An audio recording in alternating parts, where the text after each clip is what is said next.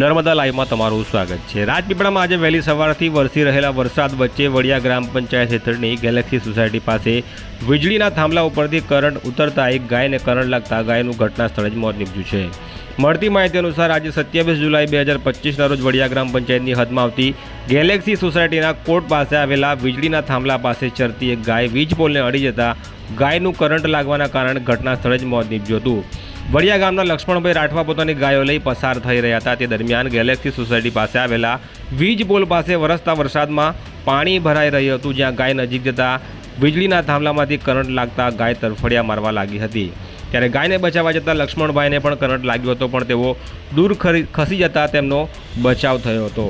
પણ દુર્ભાગ્યવશ 50,000 કિંમત ધરાવતી ગીર ગાયનું ઘટના સ્થળે જ મોત નીપજ્યું હતું।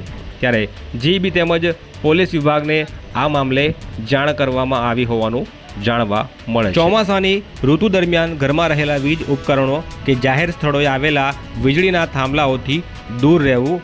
ગમે તેટલી ઉતાવળ હોય તો પણ ભીના હાથે વીજ ઉપકરણોને હાથ લગાડવું નહીં। સાવચેતી એ જ સલામતી।